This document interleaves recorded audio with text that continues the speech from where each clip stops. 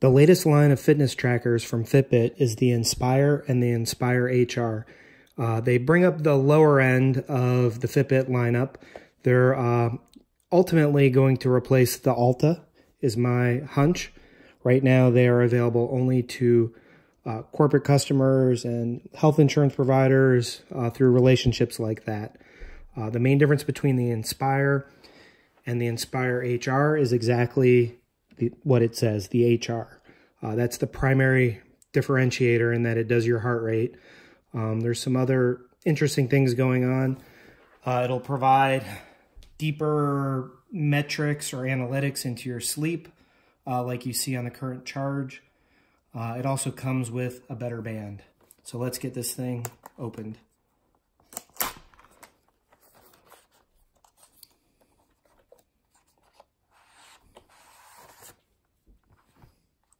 All right, as with all Fitbits, you link it up through the app, and that's the primary place where you monitor stuff. Of course, you have the glanceable data on the tracker itself, but the deeper insights are grabbed through the app.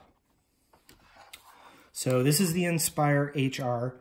It's got a more traditional watch band with the little holes, the traditional cusp, all that. And of course, underneath here is going to be the heart rate sensor. Let's see if we can get it open. And the band feels nice. It's a rubbery feel, but matte, and it feels a little more upscale than some of the older flex bands and whatnot. So it's a little bit chunkier than you might think to, again, accommodate the heart rate sensor down here. It's got little pins to pop out the band, so you can replace it. It looks like a very similar mechanism to the Versa. There's one physical button here, which makes it different than the Charge 3, which has more of a capacitive buzzing kind of button. Oh, this thing even has a charge, so that's cool. So it's cute. The Inspire without the HR has the older school little prongs, the little nubs that go into holes here. There's two of them.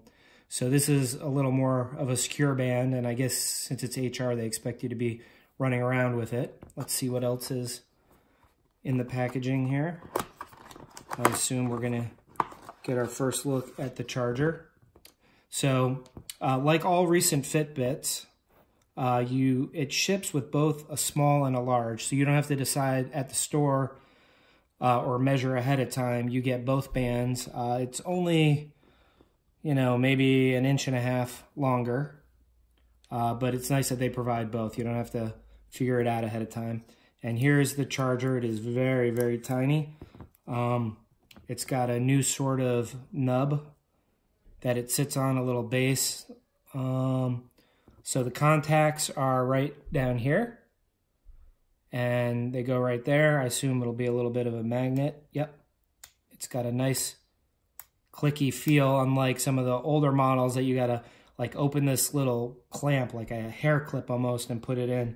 This just pops in real nice. So that's a nice upgrade. And it's a USB charger, not USB-C, especially not at this price point, but this will fit into any laptop or extra little brick you got laying around.